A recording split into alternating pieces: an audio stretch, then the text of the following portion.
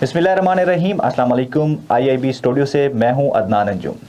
नाजरीन, जो स्टोरी मैं आपको सुनाने जा रहा हूं वो बहुत ही छोटी स्टोरी है। अगर आप इस स्टोरी के बीच उस शख्सियत का अंदाज़ा लगा लेते हैं कि ये किसके मुतालिक है तो आपने मुझे कमेंट्स में ज़रूर बताना है। तो चलते हैं स्टोरी की तरफ। पादरी ने ऐलान किया कि जिसने जन्नत खरीदनी है वो हमसे रब्ता कर सकता है, और जाहिल लोग जन्नत हासिल करने के लिए बड़ी से बड़ी रकम अदा करना शुरू हो गए। ऐसे में एक अक्लमंद शख्स ने जहालत का शिकार इन लोगों को इस अहमकाना काम से रोकने के लिए हर मुमकिन कोशिश की, लेकिन सब बेसूद। आखिर एक दिन उसके जहन में एक तरकीब आई। वो गिरजा घर गया और जन्नत बेचने के इंचार्ज पादरी से कहा, मुझे जहन्नम खरीदना है, क्या कीमत है इसकी? पादरी हैरान हुआ और कहने लगा, जहन्नम? उस शख्स ने कहा, हाँ जहन्नम।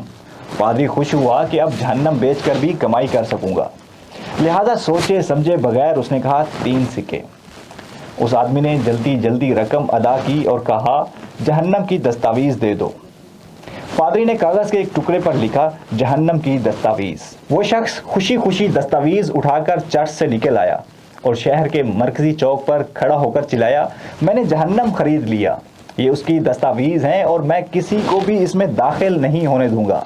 लिहाजा तुम्हें अब जन्नत खरीदने की ज़रूरत नहीं, क्योंकि मैं किसी को जहन्नम में नहीं जाने दूंगा। ये शख्स था सुकरात, जिसने अपने इस अक़दाम से लोगों को उनकी लाइल्मी की वजह से की जाने वाली हकामत से निजात दिलाई। दुनिया में एक ही खूबी है, आगाही, जबकि जहालत एक गुनाह है।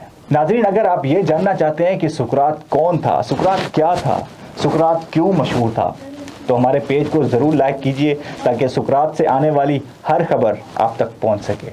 शुक्रिया।